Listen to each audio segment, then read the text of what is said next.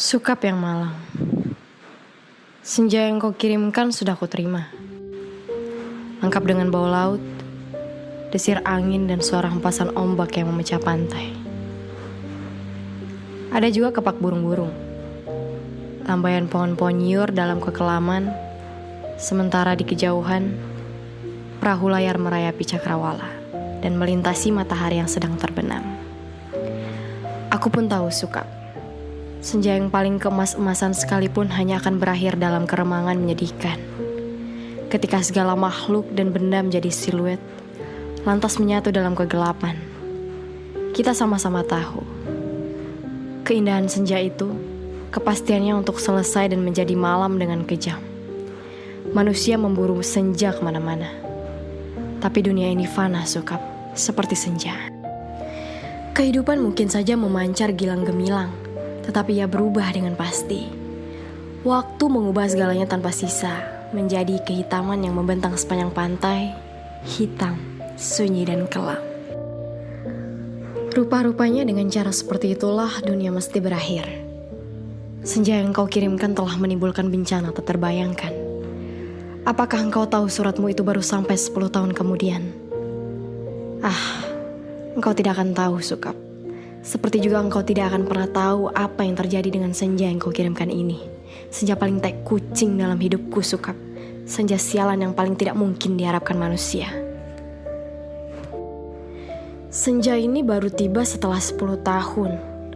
Karena tukang pos yang jahil itu rupanya penasaran dengan cahaya merah kemas-kemasan yang memancar dari amplop itu Sukap. Cahaya itu telah mengganggunya semenjak ia menggenjot sepeda dari kantor pos. Berkilau-kilau dan memancar di tas surat yang tergantung di boncengan sepeda. Begitu rupa sehingga cuaca siang hari menjadi kacau. Angin menderu dan ombak terdengar menghempas-hempas. Meskipun ia bersepeda mendaki Bukit Kapur. Demikianlah. Maka ia suatu ketika berhenti. Dari dalam tas itu terdengar suara-suara. Ia buka tas itu. Dan ia melihat amplop Federal Express yang sudah tidak putih lagi, melainkan merah kemas-kemasan Sukap. Seperti senja dengan matahari terbenam di balik cakrawala. Tukang pos itu mengambil amplop tersebut. Menimang-nimangnya, agak berat juga. Maklumlah, bukankah amplop itu berisi senja Sukap? Senja dengan matahari merah membara yang turun perlahan-lahan di balik cakrawala. Seperti semua senja yang ada di balik kartu pos. Tapi yang kamu kirim itu bukan kartu pos Sukap. Yang kau kirim itu senja di tepi pantai dengan hembasan ombak, bau laut dan angin yang asin.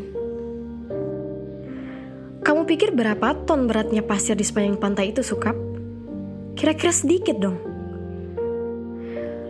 Masih lumayan tukang pos itu kuat menggenjot sepedanya mendaki Bukit Kapur. Buset, kalau anak-anak kecil itu tahu ada matahari terbenam di dalam amplop itu, lantas bagaimana? Kau tahulah Sukap, anak-anak di daerah Bukit Kapur begini tidak punya mainan yang aneh-aneh seperti di kota. Mereka hanya tahu kambing dan kerbau, ikan dan belut, sungai dan jagung. Nasi saja jarang mereka sentuh. Anak-anak yang tidak pernah tahu mainan robot berjalan dengan cahaya di dadanya berkedip-kedip, pasti akan penasaran sekali dengan cahaya senja yang memancar berkilauan. Berkilauan merah dan kemas-kemasan itu Sukap. Mereka tidak pernah melihatnya Sukap. Karena tukang pos itulah yang telah mendahului mereka. Ia menimang-nimang bungkusan berisi senja itu, mendengar-dengarkan, dan akhirnya mengintip. Tentu saja di dalam amplop itu dilihatnya senja Sukap. Senja terindah yang paling mungkin berlangsung di muka bumi. Ia mengintip dan terpesona. Ia buka amplop itu. Sebetulnya menurut kode etik profesi itu tidak boleh. Tapi manusia manapun bisa melakukan kesalahan, bukan? Ia buka terus amplop itu dan melihat senja dengan langit merah kemas-emasan dalam sana. Melihat mega-mega berpencar seperti perahu di danau, memberikan perasaan nyaman dan tenang. Siapa yang tidak suka merasa nyaman dan tenang di dunia ini, Sukap? Di sebuah dunia yang miskin masih bersimbah darah pula. Maka jangan salahkan tukang pos itu, Sukap. Jika ia kemudian menjadi begitu penasaran dan memasuki senja yang terbentang, tidak ada yang tahu apa nasib waktu. Ketika anak-anak akhirnya berkerumun di sekitar sepeda yang tergeletak itu, mereka hanya melihat cahaya senja yang kemerah-merahan yang memburat membakar langit. Amplop itu hanya bocor sedikit, tapi akiatnya sudah begitu rupa. Ini semua gara-gara kamu, Sukap. Sukap yang malang, bodoh dan tidak pakai otak. 10 tahun lamanya tukang pos itu tidak mengembara di dalam amplop. Kita tidak pernah tahu apa yang dilakukannya di sana. Apakah dia kawin, beranak pinak, dan berbahagia? Atau selama itu dia hanya duduk saja memandang matahari terbenam dengan perasaan kehilangan. Sementara langit yang tadinya merah keemas-emasan, perlahan-lahan menggelap kebiru-biruan. Aku juga tidak tahu bagaimana caranya menikmati senja di dalam amplop, Sukap. Sebuah ruang yang sungguh-sungguh terdiri dari waktu. Apakah waktu bisa diulang? Atau bagaimana? Aku belum pernah memasuki senja di dalam amplop. Atau apakah dunia ini sebetulnya seperti di dalam amplop ya, Sukap?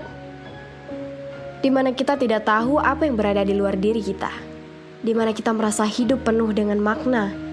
Padahal yang menonton kita tertawa-tawa sambil berkata, kasihan betul manusia. Apakah begitu, Sukap? Kamu yang suka berkhayal barangkali tahu. Tapi aku tidak mau khayalan. Aku tidak mau kira-kira. Meskipun usaha kira-kira itu begitu canggihnya, sehingga disebut ilmiah. Aku mau tahu yang sebenarnya. Apakah ada yang menyaksikan kita sambil tertawa-tawa? Kalau iya, apalah artinya hidup kita ini, Sukap? Tidakkah nasib manusia memang seperti ikan yang diternakkan hanya untuk mengisi akuarium di ruang tamu seseorang, yang barangkali juga tidak terlalu peduli kepada makna kehidupan ikan-ikan itu? Aku tidak pernah tahu. Tidak ada seorang pun yang tahu apa yang dialami tukang pos itu di dalam amplop. Sampai ia keluar 10 tahun kemudian dengan wajah bahagia. Ia sudah 10 tahun menghilang di dalam amplop. Tapi ia tidak tampak bertambah tua. Apakah waktu di dalam amplop itu tidak bergerak? Tepatnya apakah senja di dalam amplop itu tidak berhubungan dengan waktu? Apakah tidak ada waktu di dalam amplop Federal Express itu? Apakah aku harus peduli dengan semua ini, Sukap? Apakah aku harus peduli? Kamu betul-betul merepotkan aku, Sukap. Dasar lelaki tidak tahu diri. Sukap yang malang, goblok, dan menyebalkan. Kamu tahu apa yang terjadi 10 tahun kemudian? Tukang pos itu tiba di depan rumah kami. Ya, rumah kami. Setelah 10 tahun banyak yang terjadi dong, Sukap. Misalnya bahwa kemudian aku kawin, beranak pinak, dan berbahagia. Jangan kaget. Dari dulu aku juga tidak mencintai kamu, Sukap. Dasar bego dikasih isyarat tidak mau mendengarkan. Sekali lagi, aku tidak mencintai kamu. Kalau toh aku kelihatan baik selama ini padamu, terus terang harus aku katakan sekarang. Sebetulnya aku cuma kasihan. Terus terang aku kasihan sama kamu, Sukap. Mencintai begitu rupa tapi tidak tahu yang kamu cintai sebetulnya tidak mencintai kamu. Makanya jangan terlalu banyak berhayal, Sukap. Pakai otak dong sedikit. Hanya dengan begitu kamu akan selamat dari perasaan cintamu yang tolol itu.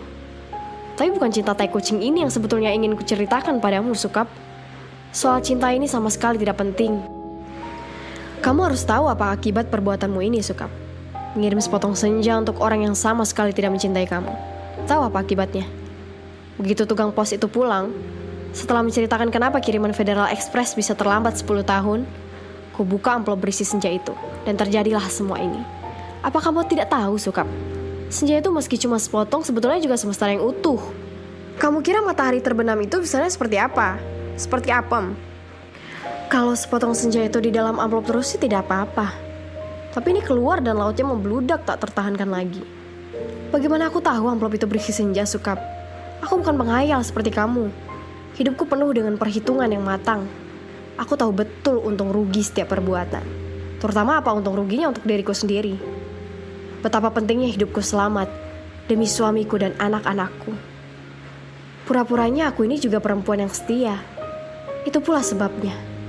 Sebelum maupun sesudah kawin, aku tidak sudi berhubungan dengan kamu, Sukap. Lagi pula aku tidak mencintai kamu. Mau apa? Tapi kamulah yang tidak tahu diri. Ngirim senja tanpa kira-kira. Dunia ini jadi berantakan, tahu? Berantakan dan hancur lebur tiada terkira. Setelah amplop itu kubuka dan senja itu keluar. Matahari yang terbenam dari senja dalam amplop itu berbenturan dengan matahari yang sudah ada. Langit yang biru bercampur aduk dengan langit yang kemerah-merahan, yang terus-menerus berkedap menyilaukan. Karena cahaya kemas-kemasan yang menjadi semburat tak beraturan. Senja yang seperti potongan kue menggelegak, Pantai terhampar seperti permadani di atas bukit kapur. Lautnya terhempas langsung membanjiri bumi dan menghancurkan segala-galanya. Bisalah kau bayangkan, Sukap, bagaimana orang tidak panik dengan gelombang raksasa yang tidak datang dari pantai, tapi dari atas bukit. Air bah membanjiri bumi seperti zaman Nabi Nuh. Dunia menjadi gempar. Tidak semua perahu yang ada cukup untuk seluruh umat manusia, kan? Lagi pula sampai kapan kapal dan perahu itu bisa bertahan? Tiada satu kota pun yang selamat. Lautan dari senjamu yang membuat langit merah membara itu menghempas dan membanjiri bumi dengan cepat sekali. Gedung-gedung pencakar langit di setiap kota besar di seluruh dunia, gunung-gunung tertinggi di muka bumi, semuanya terendam air, Sukap. Bumi ini sekarang sudah terendam air. Di mana-mana air dan langit senja tak kunjung berubah menjadi malam. Segalanya kacau, Sukap, gara-gara cintamu yang tak tahu diri. Sukap yang malang, paling malang, dan akan selalu malang. Aku menulis surat ini dengan kertas dan pena terakhir di dunia, di atas puncak Himalaya. Di depanku ada sebuah sampan kecil dengan sepasang dayung dan sebungkus supermi. Itulah makanan terakhir di muka bumi. Sisa manusia yang menjadi pengembara lautan di atas kapal dan perahu telah mati semua karena kehabisan bahan makanan maupun mayat teman-temannya sendiri. Manusia memang banyak akal, tapi menghadapi senja dari dalam amplop itu tidak ada jalan keluar. Banyak orang mempertanyakan diriku, kenapa aku membuat dirimu begitu cinta menggebu-gebu? Padahal cinta secuil pun juga tidak. Sehingga kamu mengirimkan sepotong senja itu kepadaku dan tumpah ruah membanjiri bumi. Tapi coba katakan, itu bukan salahku toh, Sukap. Aku tidak mau disalahkan atas bencana yang menimpa umat manusia. Mengapa cinta harus menjadi begitu penting sehingga kehidupan terganggu? Ini bukan salahku. Air laut kulihat makin dekat. Setidaknya setengah jam lagi tempat aku menulis surat ini sudah akan terendam seluruhnya. Aku akan naik perahu, mendayung sampai teler, makan supermi mentah, lantas menanti maut. Akan kukirim kemana surat ini? Barangkali kamu pun sudah mati, Sukap. Semua pengembara di lautan sudah mati, sedangkan di puncak tertinggi di dunia ini tinggal aku sendiri. Dari hari ke hari memandang senja yang selesai, di mana matahari tidak pernah terbenam lebih dalam lagi. Semesta dalam amplop itu telah menjadi pemenang dalam benturan dua semesta. Namun semesta dalam amplop itu cuma sepotong senja, sehingga dunia memang tidak akan pernah sama lagi.